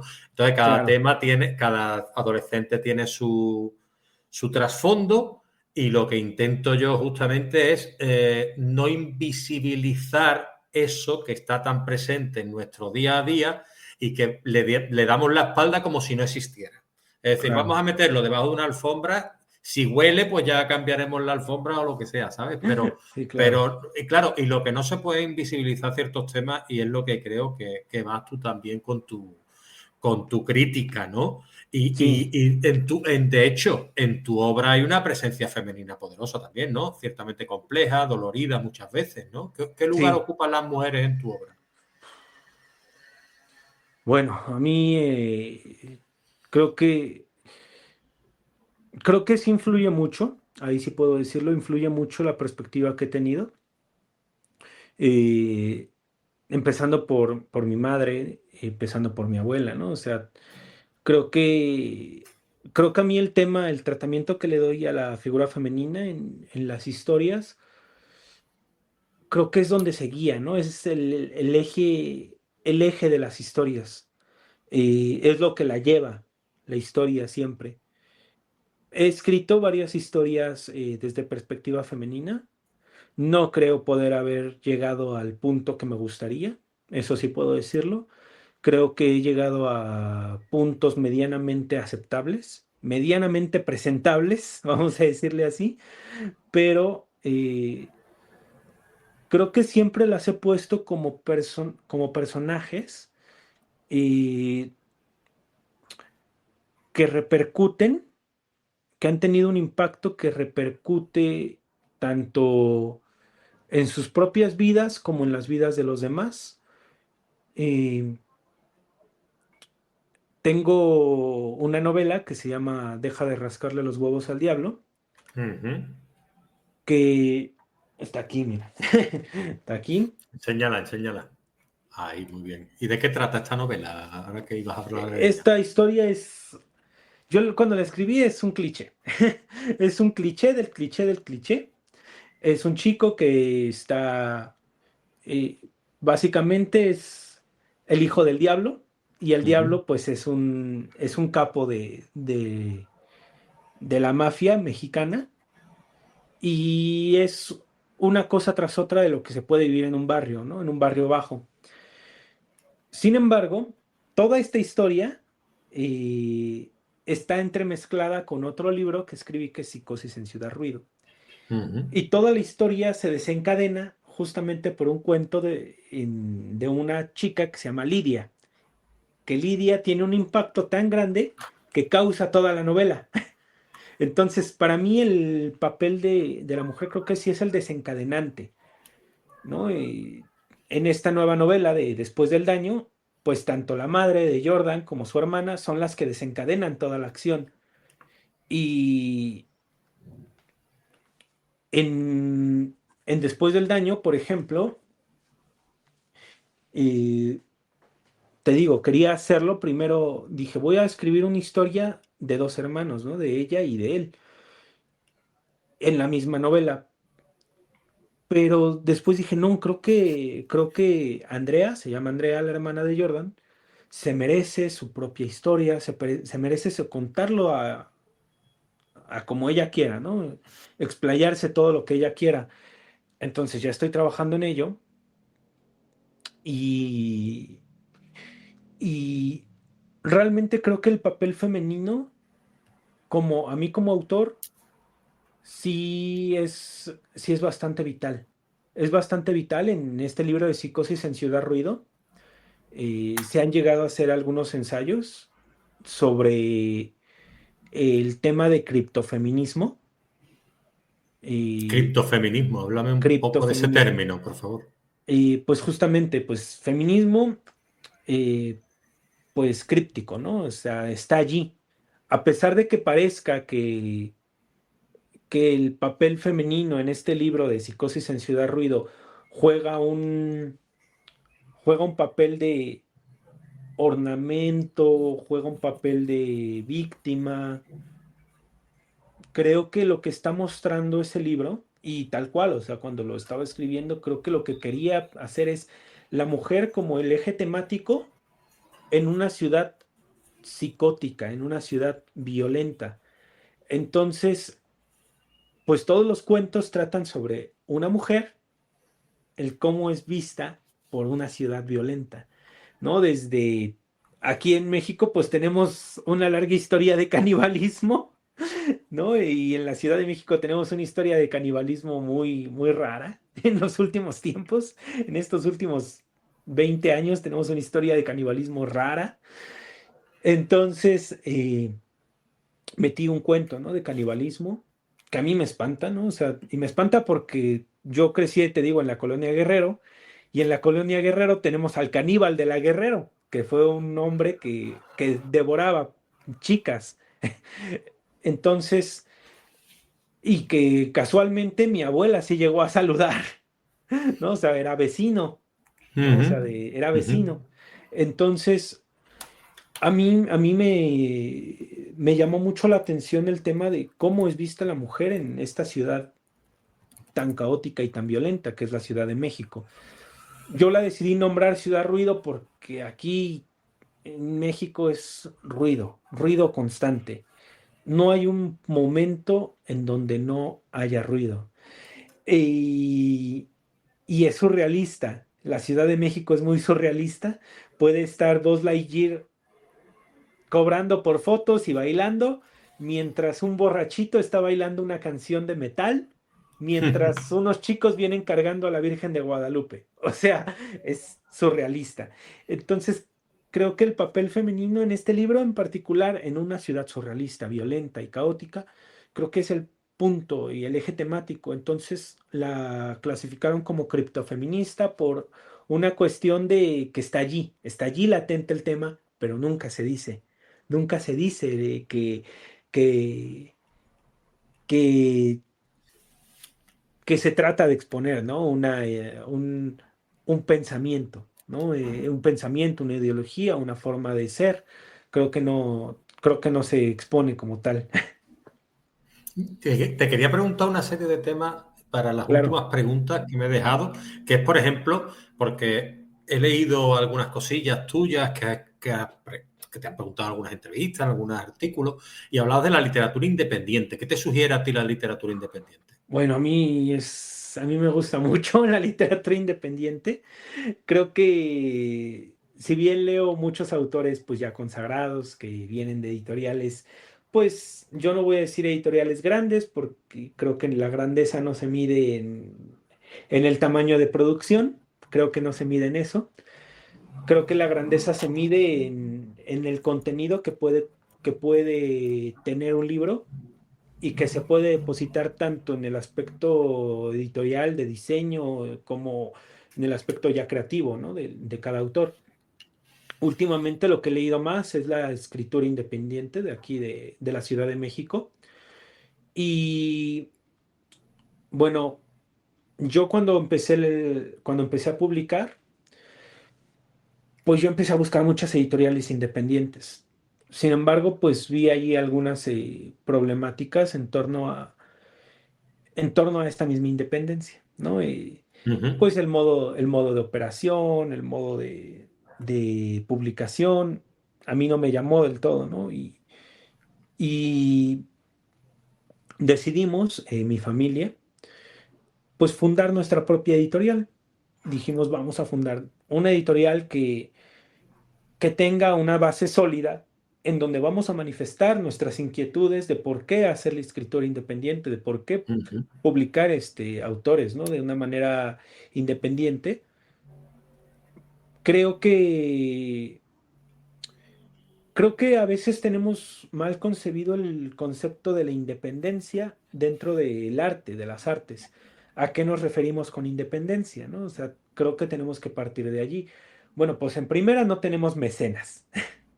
No Ujú. tenemos un mecenas que nos esté dando dinero para generar arte. Todo esto de autores independientes, bueno, pues lo estamos haciendo desde nuestra propia trinchera, desde nuestro propio punto de partida y lo estamos publicando y lo estamos haciendo con nuestros propios recursos, con nuestros propios, incluso en cómo hacerlo, ¿no? O sea, yo aprendí a diseñar un libro sin saber cómo diseñar un libro desde cero. O sea, empecé creo que a mis 17 16 años a diseñar libros y eso fue por puro gusto, ¿no? O sea, empecé a cómo se hace un libro, ¿no? Y eso a mí el tema de la autopublicación se me hace un tema bastante bueno porque te habla de un mundo, una cosmovisión de ideas en donde no hay, ah, en donde no hay alguien detrás diciéndote qué tienes que decir, ¿no? Sí, ni qué tienes que Porque, escribir. ¿qué tienes que escribir? Porque a fin de cuentas, un medio, un medio de publicación, vamos a decir, un periódico, pues va a publicar las notas que ellos quieran y que estén acordes a lo que políticamente convenga, ¿no? A lo que esté afianzado ese periódico. Un autor que, vamos a decir, que tiene una particular inclinación por una ideología o por un partido o por un tema político, va a escribir desde ese punto y obviamente va a estar escribiendo, pues, vamos a decir, con el apoyo de un gobierno, con el apoyo de una Sí. ideología, todo ello. Pero si tenemos tantos autores y tenemos tantas editoriales independientes que están haciéndolo desde lo que quieran, bueno, pues a mí eso me parece fabuloso. De niño, vuelvo a mi tema de mi infancia, de niño mi mamá daba talleres y pues obviamente un niño hace lo que sus papás hacen. Si un papá pues está leyendo, pues un niño va a leer. Si un papá está jugando fútbol, va a jugar fútbol. Es lo que va a hacer. Porque un Ujú. niño pues es una esponjita de todo. Entonces yo veía a mi mamá haciendo talleres, dije, voy a hacer talleres yo también. Y mi taller se llamaba Haz lo que quieras. Y consistía en haz lo que quieras. Puedes escribir un cuento, puedes dibujar, puedes hacer lo que quieras. Entonces creo que ese mismo taller de haz lo que quieras es algo que yo he hecho toda mi vida y como autor independiente y editor independiente es algo que sigo, ¿no? Y sigo a pie. A mí me llama mucho la atención el poder escribir sin una cuestión de caerle bien a nadie. ¿No? Sí. Y creo que mis autores en la editorial, los autores y autoras que nos acompañan, eh, lo hacen igual, ¿no? O sea, yo cuando invito a alguien a publicar acá en Vitralí con nosotros, pues es de lo que escribes, pues eso vamos a publicarlo, ¿no? O sea, y no de una manera, ahora sí que no de una manera buítrica, ¿no? De es tanto dinero para publicar tu libro, sino nosotros como editorial independiente también generamos y también ponemos, ¿no? A nuestra disposición tanto recursos materiales como inmateriales, pues ofrecemos todo, ¿no? Realmente porque creemos en esto, creemos en la literatura. O sea, acá en casa nos dedicamos todos a eso, Ya tanto son mis casi 10 tíos, años, ¿no? Ya son casi sí, 10 años, Vitrali. casi 10 años. Y nos dedicamos todos a ello, nos dedicamos a la literatura o nos dedicamos a la pintura. Mis dos tíos, bueno, pues mis dos tíos han publicado, ¿no? Uno es más académico, el otro pues sí ha publicado temas más de literatura, cuento y cosas así, poesía, pero creo que todos estamos enfocados en el tema de las artes y de la autodeterminación, que si bien nosotros pues tenemos una línea sanguínea que viene de Oaxaca y de los pueblos indígenas que pues obviamente traen la idea de la autodeterminación, pues creo que nosotros nos viene bien, ¿no? Ello, porque sí preferimos mil veces eh, el poder hacer las cosas como queremos. Quién sabe, ¿no? Pon tú que yo mando mi novela Después del Daño a una de estas editoriales, pues con una mayor producción o con ciertos aspectos que quizás pues no tenemos nosotros como independientes, pero pues yo no voy a poder elegir la portada, yo no voy a Claro, poder elegir claro. la tipografía, yo no voy a poder elegir el tamaño de mi libro, yo no voy a poder elegir El si precio, vienen el precio, si vienen guardas, exactamente. si viene la solapa, yo no voy a poder elegir nada de eso, ¿no? Yo solamente voy a estar a la expectativa de lo que me diga alguien más y yo soy un rebelde, Leonardo. Soy un No, rebelde en toda la yo, expresión de la palabra, soy un rebelde. yo no soy tan rebelde o no me considero tanto, pero a la hora, yo elegí la autopublicación ya, a ver, exploré un poquito lo que era el tema de la publicación a través de editoriales y demás. Pero después, aparte, está en un momento de mi vida que digo, necesitas el respaldo de alguien con 40 y tantos años que te diga si lo que estás escribiendo merece la pena o no. No eres capaz tú de respaldarlo tú mismo. Eres Claro. capaz de esperar un año, dos, 2 años y medio de espera a que tú termines tu obra, que te ha costado escribirla varios años ya, a que alguien te dé el visto bueno. Y al final dije, mira, ponte manos a la obra, vas a aprender un montón. Y es lo que tú dices, aprendí a maquetar, aprendí a hacer las sangrías, a todo, todo. Es Oh, decir, poco a poco, es decir, empiezas a hacer todo, eliges tu propia portada o se la pedí a un amigo, Sebastián G. Sancho, me hizo las portadas de varias de mis obras, después ya empecé yo a saber maquetar incluso la portada, la sí, cubierta, entonces al final te vuelves un hombre, o sea, un hombre en todo en ese aspecto, un sí, hombre que sabe hacer todo. Y eso es muy, enorgullece mucho a uno, ¿no? sí, Lo agrada mucho poder hacer ese sí. tipo de cosas. Pero bueno, te quería preguntar también otra cosita, que es que tú tienes una obra que dice cuentos sin final feliz. Y me pregunto yo, siendo tus cuentos crudos, irreverentes y en algunos finales con un sabor amargo, ¿no? ¿Tú crees en los finales felices o eso es para otros? Yo creo que yo creo que los finales son finales y ya. Yo creo que los finales no, no sé si existe como tal la felicidad. No, no creo en la plenitud. A eso me refiero. No creo en la plenitud. Creo que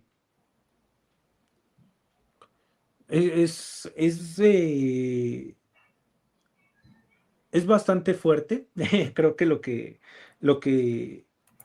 lo que voy a decir, pero creo que como seres humanos tenemos una vida con momentos felices, pero creo que no tenemos una felicidad plena y si la tuviéramos, bueno, pues creo que la vida sería muy aburrida. No tendríamos de qué quejarnos y necesitamos la queja, necesitamos el decir, eh, necesitamos el decir, no me gusta esto. No me gusta esto de la vida o sí me gusta esto de la vida, porque si no tenemos esa queja y no estamos en la búsqueda de la felicidad, creo que la vida no pierde su sentido. Y decía que creo más en los finales porque, bueno, supongamos, Pedro.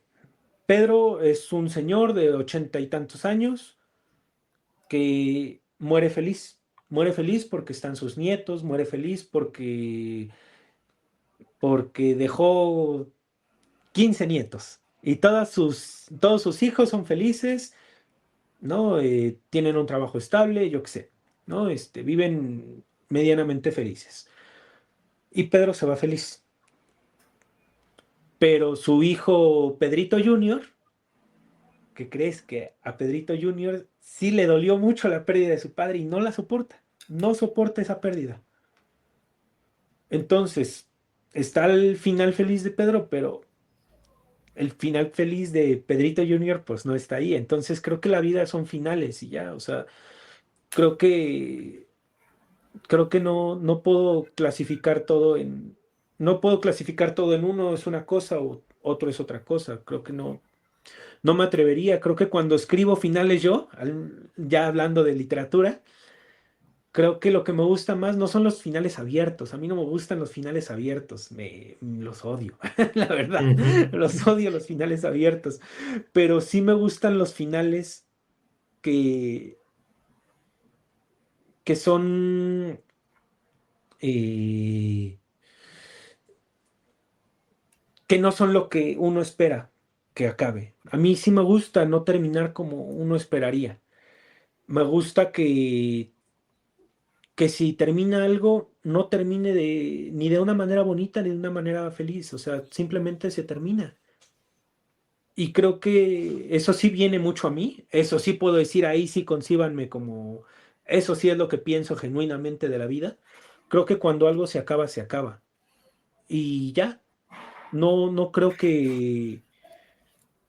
no creo que sea ni feliz ni triste. Simplemente deberíamos de quitarnos ese ego humano de decir que sigue o que es esto. Es simplemente se acaba y ya. Y lo que viviste bien y lo que no viviste, pues también. Qué bueno, lo viviste y ya, punto. Sí, Y que sea con un los descubrimiento, ¿no? sí, y los personajes creo que es así. O sea, no somos tan importantes como Mm, seres. ya. No, a la vida no le importamos, al mundo genuinamente Al no le universo, importamos. Bruno. Sí, al Al universo. universo ¿Tú crees no que le el importamos. universo, tú y yo que estamos aquí, qué seremos nosotros? Ni un ácaro siquiera en el Sí, no, o universo, sea, ¿sabes? no le importamos. Y creo que el decir, bueno, es que termine bien, termine mal, ¿qué importa? O sea, yo soy cínico, eso sí puedo decir, soy cínico y como cínico, ¿qué importa? ¿Qué importa si lo viviste bien, si lo viviste mal? Lo importante es que lo viviste y ya, punto. Claro, aprovecha. Y yo, entrando ya en Aprovechalo. las últimas tres preguntitas que tengo preparadas aquí, hablando de finales, ¿a ti qué pozo te gustaría que quedara en quien se acerca a tu obra una vez la acabas? Creo que lo que más me gustaría es que una persona pudiera decir, este libro me muestra que como ser humano, que como persona, como ser, no me gustaría nunca rebasar ese límite. No me gustaría nunca estar en esa posición. Voy a hacer todo lo posible en mi vida y en la vida de los que me rodean porque no sea así. Creo que lo que más me gustaría es eh, poder hacer, aunque sea una onda, ¿no? En un charco, cambiar mínimamente algo. No importa qué. O sea, no importa si es algo mínimo o si no. Quién sabe, ¿no? Quizás este libro le llega a un chico que está viviendo alguna vida complicada o a una chica que yo que sé, que es violentada por su pareja o que es violentada por su madre o por su padre o por su abuelo, ¿no? O sea, y que dice, yo no quiero vivir esta vida, no la quiero. Y genuinamente, ¿no? Viene de nuevo el tema de la deconstrucción. No lo quiero en mi vida y lo voy a sacar de mi vida y voy a soltar todos estos constructos que me pusieron, que me forjaron y que no quiero ser. Eso quizás es lo que me gustaría, pero creo que, te voy a ser sincero, Leonardo, creo que ese es mi ego hablando. Y creo que como escritor, ese es un problema, ¿no? Grande, lo que esperas que haga tu obra. Y creo que ya en un plano más humano, O sea, y digo más humano porque me voy a desprender tantito del papel de escritor con su ego y todas estas cosas. Creo que como humano lo que espero es simplemente que se genere empatía, ¿no? Empatía. ¿Mm? Perfecto, perfecto. Bueno, la empatía es lo mejor que puede generar una obra porque implica muchísimas cosas agradables. Claro. Es sentirse uno como el otro y que se entienda lo que quieres trasladar y sentirse como lo mismo. Qué bonita es la empatía bien llevada, ¿no? Como la soledad y como otros muchos atributos de la vida bien llevados es de lo mejor que hay, ¿no? Sí. Y te quería preguntar, porque antes has tratado de puntilla, no sé si era un proyecto literario que tenías ahora, me gustaría que profundizaras un poquito más en tu proyecto literario actual. Lo actual. Ok, Sí. Bueno, lo mira. actual o Sí, lo sí, que sí. creas que tenga cierta trascendencia en tu futuro literario. Mira, te comentaba, estoy escribiendo este libro de Después del Daño, lo estoy concibiendo como una trilogía. Ujú. Eh, la siguiente novela, eh, pues si bien es una continuación, más bien es irme para atrás, es un salto para atrás en el tiempo. Y voy a hablar de la mamá de la mejor amiga de Andrea, que es la hermana de Jordan. Así en ese Ujú. trabalenguas. Entonces, la idea es justamente en el tercer libro mezclar a Andrea Ujú. con otra chica que es su mejor amiga y mostrar una relación entre dos amigas que están Ujú. huyendo de estas dos historias que son las antecesoras. Entonces, estoy escribiendo esa novela, es lo que sigue. Y no sé realmente cuánto me vaya a llevar. Esta novela de Después del Daño me llevó 2 años, entonces, pues quizás un promedio, ¿no? No lo sé. En este momento lo estoy escribiendo.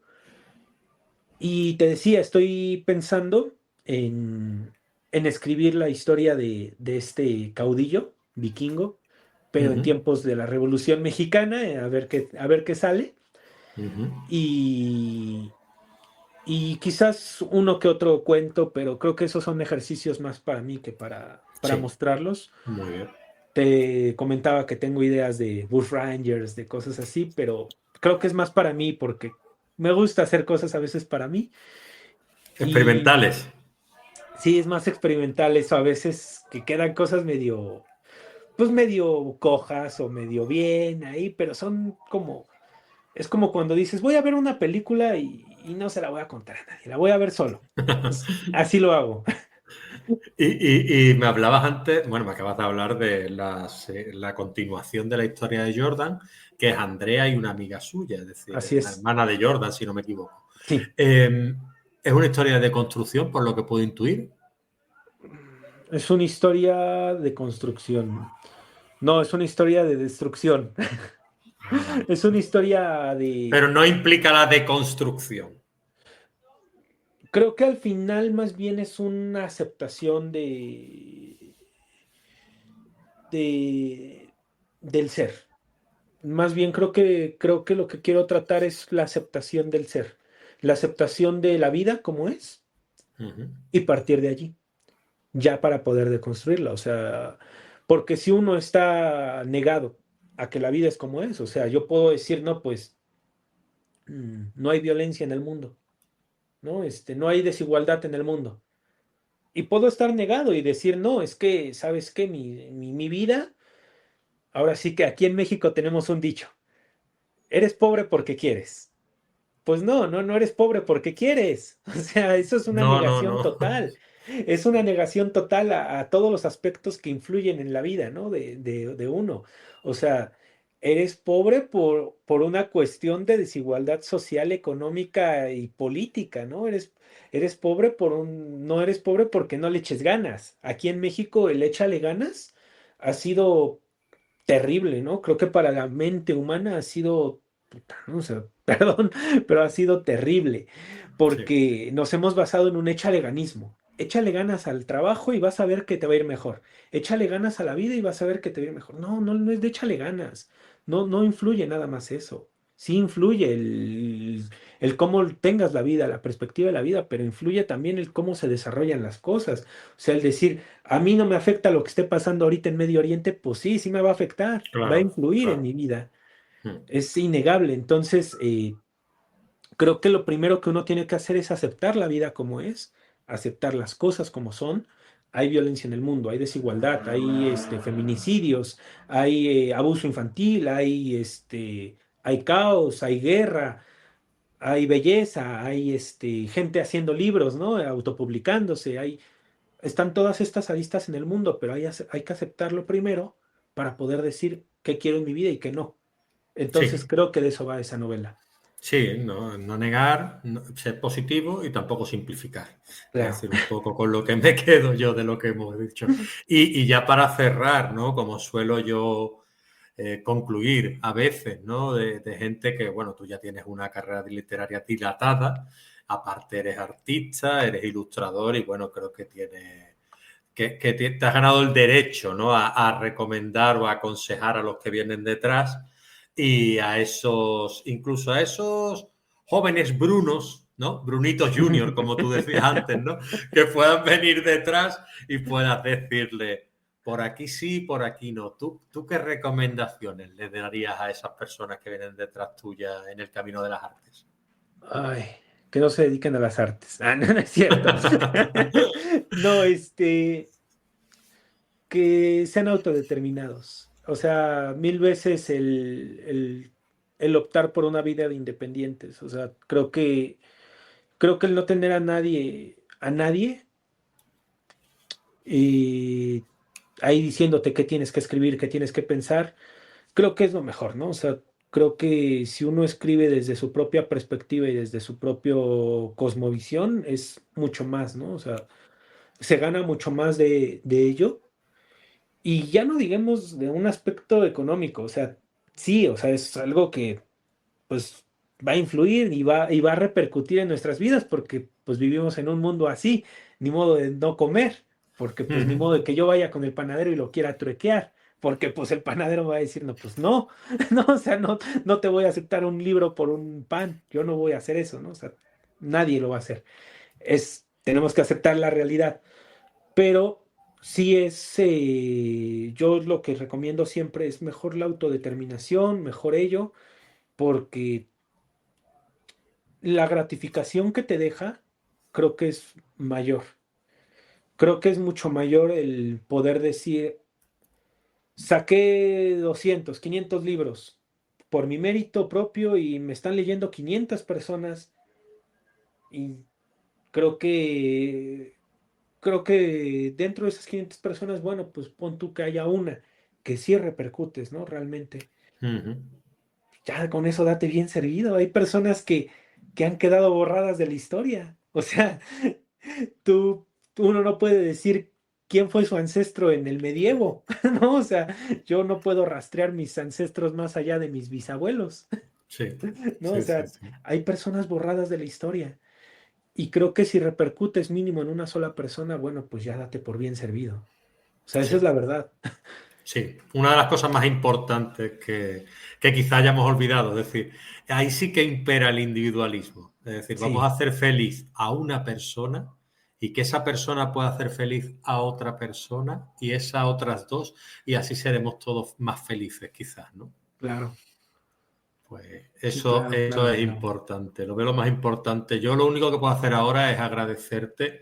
Yo No, elegí al esta contrario. ilustración, como te decía, este dibujo, para poquito expresar, ¿no? Porque explicar es imposible la complejidad de tu mundo con esas Oh, aristas, con esas gracias. espirales y condenar un poco las clasificaciones, las etiquetas que a veces pues hacen que Bruno es tal, no, o Leo es cual. No, no, Sí, que somos demasiado complejos, lo que tú comentabas antes, como para etiquetarnos dentro de...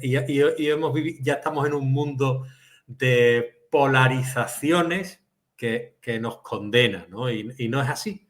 Somos todos demasiado complejos como para poder centrarnos en solo una etiqueta. Aunque a claro. veces eso nos dé muchas veces también el poder de pertenecer a un grupo. que a veces pues Sí, eso lo critico, ¿no? Eso lo claro. critico también.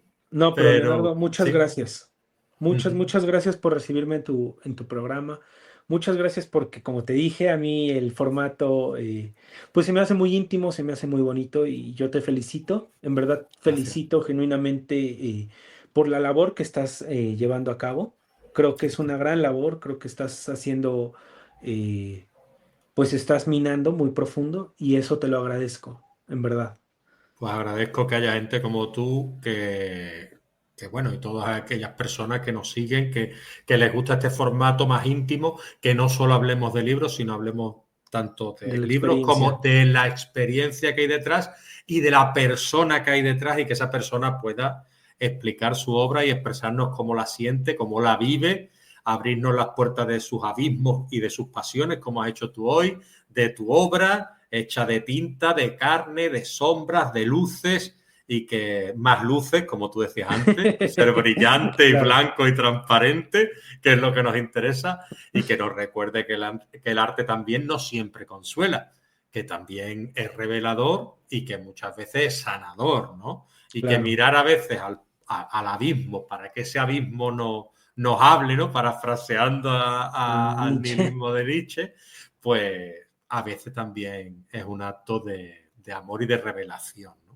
claro. Entonces agradecértelo y nada, que espero que tus éxitos, pues, o tus obras o tu futuro literario se cuente por éxito.